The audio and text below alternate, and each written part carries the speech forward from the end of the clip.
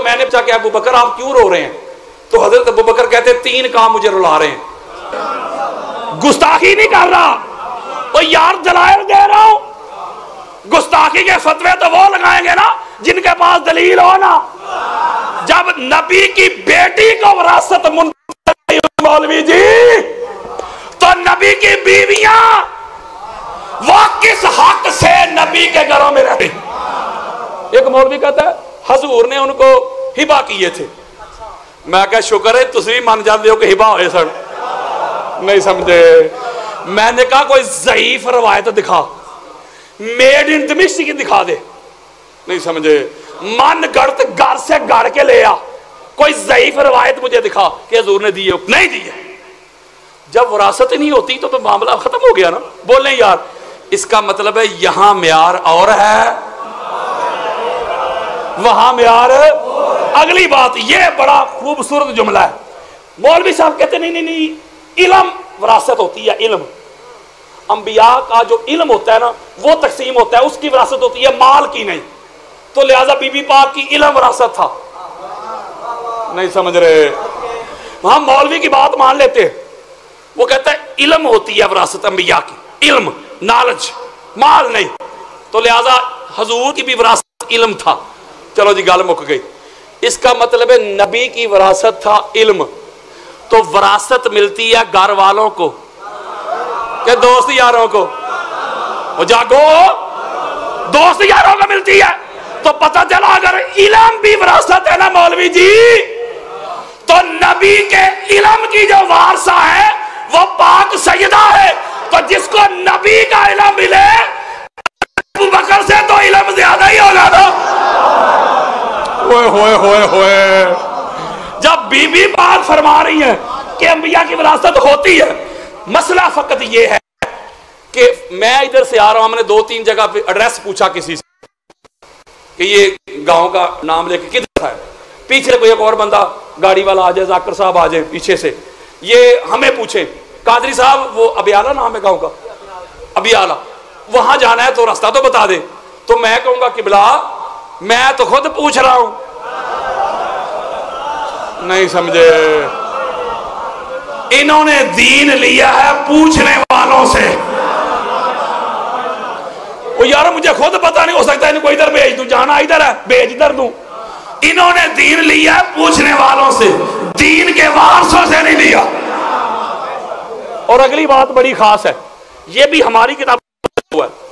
میں آپ کے سامنے کوئی 150 کتابوں کے حوالے رکھ سکتا ہوں. اگر یہی بات تھی تو پھر حضرت ابو بکر صدیق جو ہیں، حضرت عبد الرحمن بن عوف روایت کرتے ہیں رضی اللہ تعالیٰ عنہ. وہ کہتے ہیں جب حضرت ابو بکر بیمار تھے نا، جس بیماری میں ان کا وصال ہوا ہے، وہ کہتے ہیں میں گیا ان کی عیادت کے لیے. تو جا کے ان کے پاس بیٹھ گیا. یہ اہل سنت کی کتابیں دے رہا ہوں. پاس بیٹھ گیا تو انہوں نے رونا شروع کر دیا. تو میں نے پوچھا کہ ابو بکر آپ کیوں رو رہے ہیں؟ تو حضرت ابو بکر کہتے ہیں 3 کام مجھے رلا رہے ہیں. یاروں میں حضرت ابو بکر صدیق کی بات کر رہا ہوں. وہ کہتے ہیں کون سے 3 کام؟ فرمایا ایک تو وہ ہے، کاش، جملہ سنیں، کاش میں عمر بن خطاب کو فاطمہ الزہرا کے گھر نہ بھیجتا. اس کی تلاشی کے، جملہ سنیں تلاشی کے لیے، بے شک ادھر میرے قتل کی پلاننگ بھی ہو رہی ہوتی، نہ بھیجتا. ایک. دوسرا کہتے خالد بن ولید کو مالک بن نویرہ کے قتل کے لیے نہ بھیجتا. 2. تیسرا کہتے بی بی پاک آئی تھی فتح کے لیے، کاش اس کو خالی نہ موڑتا. یہ میں اہل سنت کی کتابیں دے رہا ہوں، شیعہ نہیں. مولوی جی حضرت ابو بکر صدیق تو خود اقرار کر رہے ہیں کہ یہ تینوں کام جو ہیں مس ہینڈلنگ ہوئی ہے مجھ سے، کاش یہ کام میں نہ کرتا. روتے رہے، معافی مانگنے کے لیے جاتے رہے. وہ تو معافی مانگنے کے لیے جاتے رہے، روتے رہے. وہ تو اس کو تسلیم کر رہے ہیں. اور مولوی صاحب آج بھی کہہ رہے ہیں ایک موقع تھا نا کہ جب فتح مانگ رہی تھی تو معاذ اللہ خطا پر تھی. گجرانوالہ کے مسجد سے لے کے ہائی کورٹ تک 40 گھنٹے دلائل دے کے اس کو کھینچا تھا میں نے. آمنے سامنے خطبہ جمعہ ہوتا تھا. جب اہل بیت اطہار پہ کوئی بھونکتا ہے، ملک کی انتظامیہ کو کوئی ان کے کان پہ جونک تک نہیں رینگتی، اور کوئی صحابہ کی گستاخی کرے بھی نہ، اس پر FIR ہو جاتی کہ گستاخی ہو گئی، گستاخی ہو گئی۔ اس کا مطلب ہے کہ صحابہ کے لیے ان کا معیار اور ہے، اہل بیت کے لیے ان کا معیار اور ہے۔ یہ ہے اس ملک کی حالت۔ میں آپ کے سامنے 3 FIR لے کے بیٹھا ہوں اور میرے سر پہ قرآن رکھو، کسی کی گستاخی نہیں کی، قرآن پڑھے، حضور کا فرمان پڑھے۔ ہو سکتا ہے اس گفتگو کو بھی کہیں گے گستاخی ہو گئی، میں کوئی گستاخی کر رہا ہوں، کسی کو گالی دیا، قرآن پڑھ رہا ہوں، حدیث پڑھ رہا ہوں۔ علم، پوری کائنات میں حضور کے بعد سب سے زیادہ علم اور نالج مولا علی کے پاس ہے نا، بولیں یار، پوری کائنات میں حضور کے بعد جس کے پاس سب سے زیادہ علم اس کا نام ہے علی ابن ابی طالب۔ سنو، میں اہل سنت کی کتابیں دے رہا ہوں۔ اسی طرح عصر کی نماز ہوئی، حضور نے پوچھا بھائی بتاؤ عورت کی سب سے اعلیٰ خوبی کیا ہے؟ ہر صحابی نے اپنی اپنی علمی سطح کے مطابق جواب دیا۔ مولا علی علیہ السلام بھی عرض کرتے یا رسول اللہ عورت کی سب سے اعلیٰ خوبی یہ ہے، خصلت یہ ہے کہ وہ غیر محرم کو نہ دیکھے۔ حضور علیہ السلام خاموش ہو گئے، بات بڑی خاص ہے، ہاتھ جوڑ رہا ہوں، سادات کے قدم چوم رہا ہوں۔ حضور علیہ السلام جب خاموش ہو گئے تو مولا علی علیہ السلام پریشان ہو گئے، یا رسول اللہ میرا جواب ٹھیک نہیں؟ آقا علیہ السلام فرماتے ہیں کہ تیرا جواب 100% درست نہیں۔ مولا علی علیہ السلام بڑے پریشان ہو گئے۔ پریشانی کی عالم، پریشانی تو بنتی تھی نا، حضور کے بعد اتنا زیادہ جس کے پاس علم ہو، نالج ہو، فہم ہو، ادراک ہو، شعور ہو، جبریل بھی جس کا شاگرد ہو، تو پریشانی تو بنتی تھی۔ گھر تشریف لے پریشانی کی حالت میں پاک سیدہ نے جب مولا علی علیہ السلام کے چہرے کو دیکھا تو فرماتی ہیں علی پریشان کیوں ہیں؟ مولا علی علیہ السلام فرماتے ہیں کہ فاطمہ، حضور نے ایک سوال پوچھا تھا کہ عورت کی سب سے بہترین خوبی کیا ہے، خصلت کیا ہے، ایٹریبیوٹ کیا ہے؟ تو میں نے کہا تھا یا رسول اللہ عورت کی سب سے اعلیٰ خوبی یہ ہے کہ غیر محرم کو نہ دیکھے۔ حضور نے جواب قبول نہیں کیا، اس لیے پریشان۔ تو پاک سیدہ فرماتی ہیں علی نہیں، عورت کی سب سے اعلیٰ خوبی یہ نہیں کہ غیر محرم کو نہ دیکھے، عورت کی سب سے اعلیٰ خوبی یہ ہے کہ خود کو ایسے رکھے غیر محرم اسے نہ دیکھے۔ لو جی، یہ جواب لے کے مولا علی علیہ السلام مغرب کی نماز کے لیے چلے گئے مسجد نبوی۔ نماز ہو گئی، حضور علیہ السلام نے جب سلام پھیر دیا تو مولا علی علیہ السلام عرض کرتے یا رسول اللہ آپ نے سوال پوچھا تھا، جواب دینا چاہتا ہوں، بتاؤ جواب۔ یا رسول اللہ جواب یہ دینا چاہتا ہوں، آپ نے کہا تھا نا عورت کی سب سے اعلیٰ خوبی کیا ہے، تو عورت کی سب سے اعلیٰ خوبی یہ ہے کہ خود کو ایسا رکھے کہ غیر محرم اسے نہ دیکھ سکے۔ تو میرے اور آپ کے پیارے آقا، حدیث میرے موبائل میں پڑھی ہے، کسی کو چاہیے، میرے آقا نے مسکرا کے فرمایا علی کس سے پوچھ کے آئے ہو؟ یا رسول اللہ فاطمہ تو زہرا سے پوچھ کے آیا ہوں۔ قال رسول اللہ صلی اللہ علیہ وآلہ وسلم انا فاطمہ تو بضعۃ منی، میرے آقا فرماتے ہیں ہاں علی اس کا جواب فاطمہ ہی دے سکتی تھی، فاطمہ میرا ٹکڑا ہے۔ مولوی جی حیا کر، شرم کر، اگر غیرت ہے تو جا چلو پر پانی میں ڈوب مر۔ پاک محمد کے بعد جو ساری کائنات سے بڑا عالم ہو، جس کے پاس علم ہو، فہم ہو، ادراک ہو، شعور ہو، اس علی المرتضیٰ کی جو بی بی استاد بن جائے، اس بی بی کو اتنا تو علم ہوگا نا کہ انبیاء کی وراثت ہوتی ہے کہ نہیں؟ یہ جو بدعت منی ہے نا، بدعت منی، بس کلوزنگ کرنے لگا ہوں، پریشان نہ ہو، یہ جو بدعت منی ہے، ایک روایت میں حضور نے فرمایا فاطمہ تو مدغۃ منی، جو ادھر سادات بیٹھے ہوئے ہیں ان میں کہ میں قدم چوم کے کہ یہ نقطہ بڑا خاص سمجھانے لگا ہوں آپ کو، فاطمہ تو مدغۃ منی۔ امام احمد بن حنبل یہ حدیث لے کے آئے، مدغہ، what is the definition of مدغہ؟ مدغہ کیا ہے؟ فاطمہ میرا مدغہ ہے۔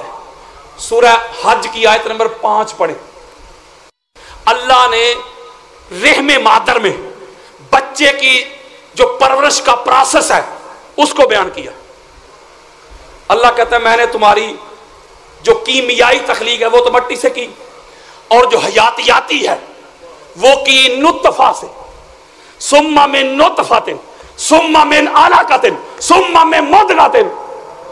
اب بولو یار، رحم مادر میں نطفہ آتا ہے، پھر اگلی سٹیج علاقہ بن جاتا ہے، ہینگنگ میس بن جاتا ہے، جالا سا بن جاتا ہے، تیسرا مدغہ۔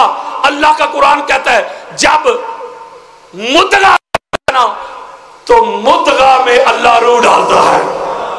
خاصاں دی گلے ہم آگے حضرات रसूलुल्लाह सल्लल्लाहु अलैहि वआलैहि वसल्लम फातिमा तो मुतगा तो मिन्नी। लोगों, फातिमा मोहम्मद का वो टुकड़ा है, फातिमा मोहम्मद का वो हिस्सा है, फातिमा में मोहम्मद की रूह बसती है। होए होए होए होए होए। और कुरान पढ़ो, हदीस पढ़ो। मुतगा, मुतगा दिल को भी कहते हैं। सही मुस्लिम में हदीस है, आका अलैहिस्सलाम फरमाते कि इन्ना फिल जसद मुदगातुन, इंसान के जिस्म में एक मुदगा होता है, मुदगा। इज़ा सालहत सालहत जसदु कुल्लुहु व इज़ा फसदत फसदत जसदु कुल्लुहु। अगर वो समर जाए सारा जिस्म समर जाता है, बिगड़ जाए सारा जिस्म बिगड़ जाता है। अला वहियल कल्ब, वो मुदगा इंसान का दिल है। मैं एक बात आपसे पूछता हूं, टुकड़ों टुकड़ों में भी फर्क होता है। ये हाथ टुकड़ा नहीं जिस्म का, बोलो। बेशुमार आपने लोग देखे जिनके हाथ नहीं जिंदा है, पांव भी टुकड़ा है, जिस्म का हिस्सा है।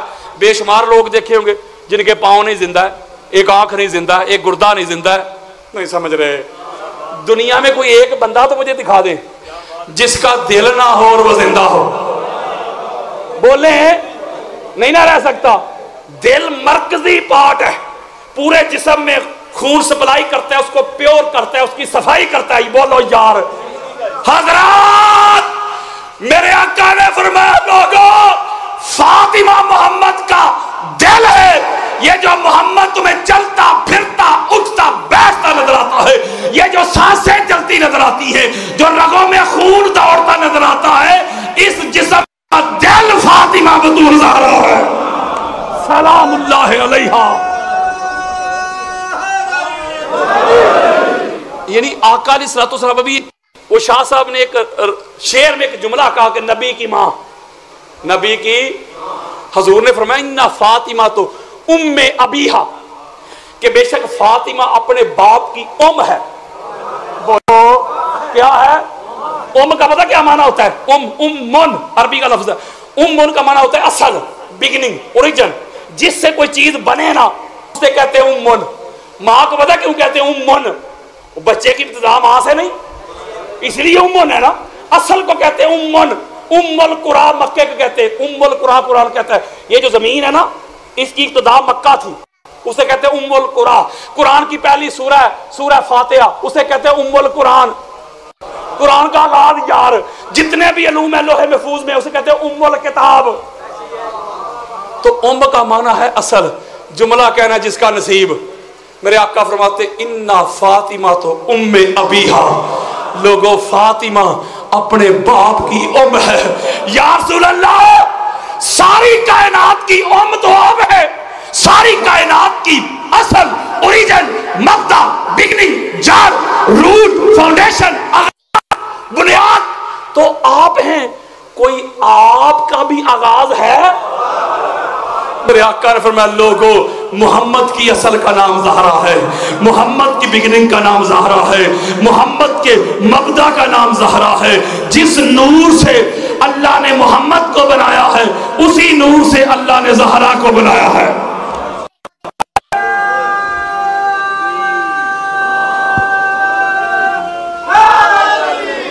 अब अगला नुक्ता, इसका मतलब है हजूर बन के कुल,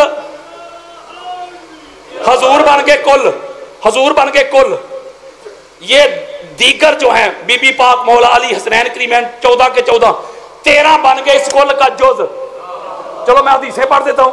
फातिमा तो बदा तो मिन्नी, फातिमा इसी कुल का टुकड़ा। अली मिन्नी माना मिन अली, अली मुझसे, मैं अली से। अल हसन वल हुसैन मिन्नी माना मिन हुमा, हसन हुसैन मुझसे, मैं हसन हुसैन से।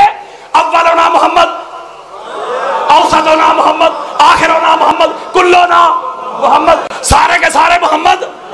यार यानी कुल के जुज। कुरान की कितनी सूरतें? 114।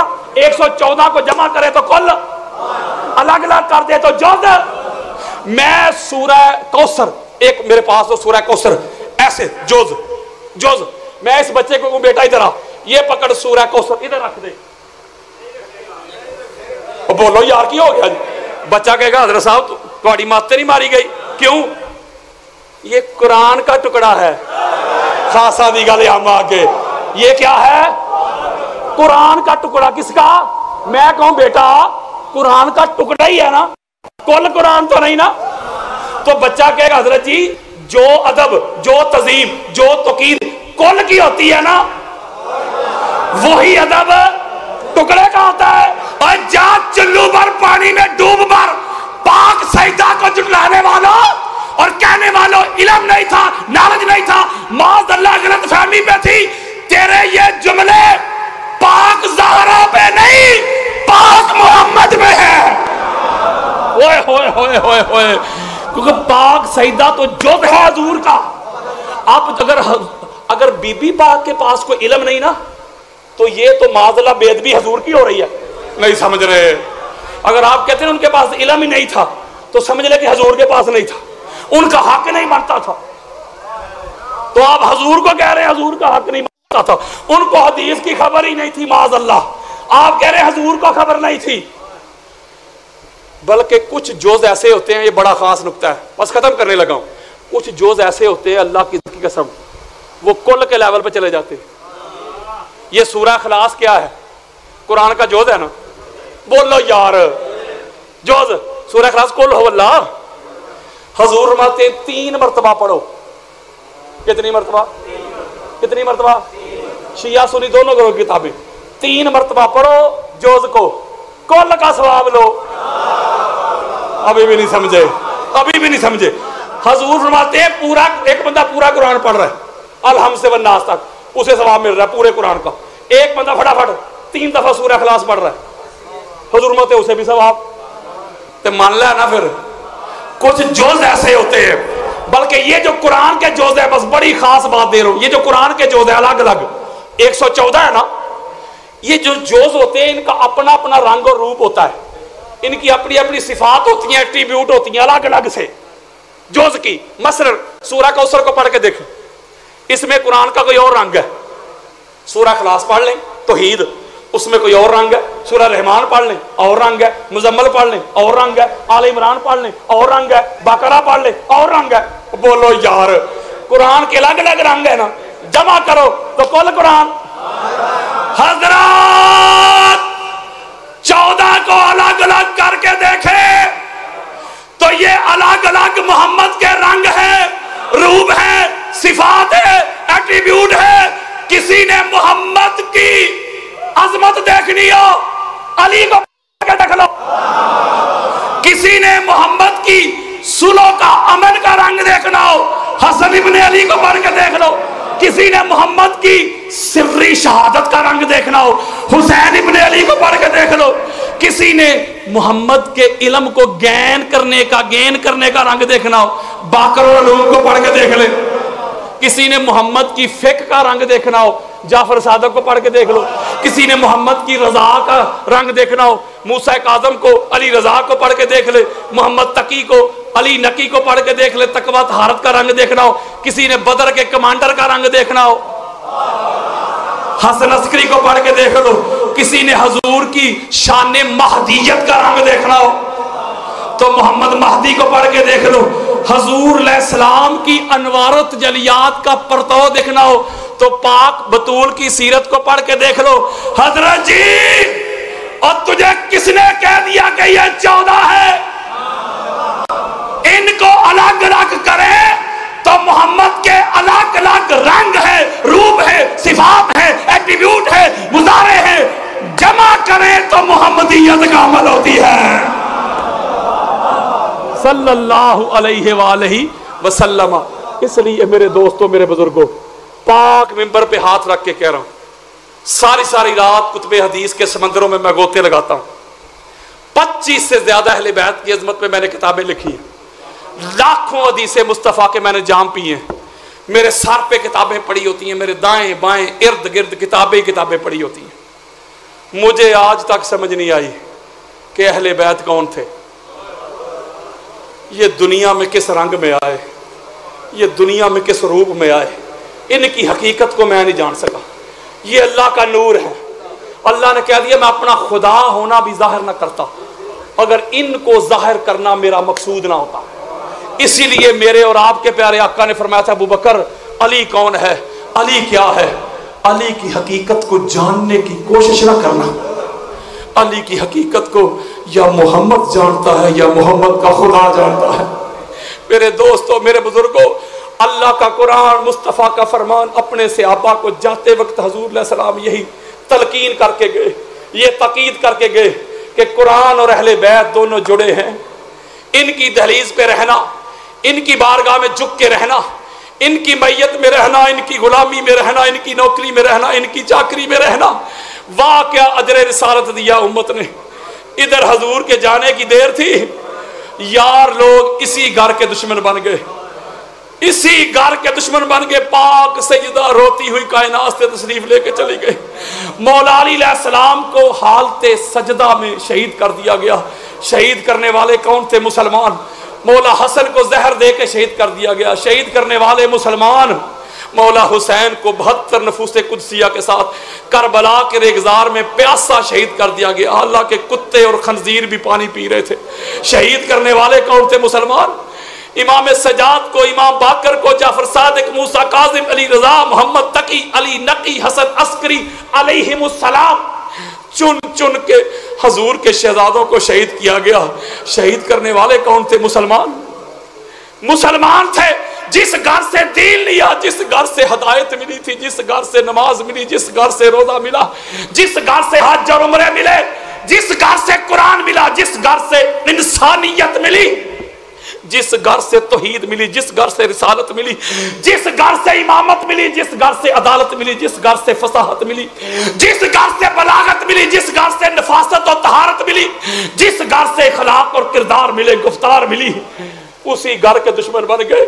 میرے دوستوں، میرے بزرگوں، میرے سنی بھائیوں، اے رب دا واسطہ جے اہل بیت کو شیعہ کے کھاتے میں ڈال کے کبوتر کی طرح اپنی آنکھیں بند نہ کرنا. اگر اہل بیت عقیدے سے نکل گئے، اگر اہل بیت ایمان سے نکل گئے، اگر اہل بیت نماز سے نکل گئے، روزے سے نکل گئے، حج سے نکل گئے، عمرے سے نکل گئے، نہ نماز رہے گی، نہ روزہ رہے گا، نہ حج رہے گا، نہ دین رہے گا، نہ اسلام رہے گا، نہ ایمان رہے گا. اہل بیت کے بغیر گزارا نہیں، اہل بیت کے بغیر چارہ نہیں. میں نگر نگر، ملک ملک، بستی بستی، کریا کریا، گاؤں گاؤں یہ صدا دے رہا ہوں، یہ ندا دے رہا ہوں، یہ پکار دے رہا ہوں، یہ آواز دے رہا ہوں. میں حضرت ابو ذر غفاری کی سنت کو ادا کر رہا ہوں. آؤ اس گھر کے منتے بنو، اس گھر کے بھکاری بنو. اپنا اوڑھنا، بچھونا، جینا، مرنا، اٹھنا، بیٹھنا، اس گھر کی غلامی کر لو، نوکری کر لو، چاکری کر لو.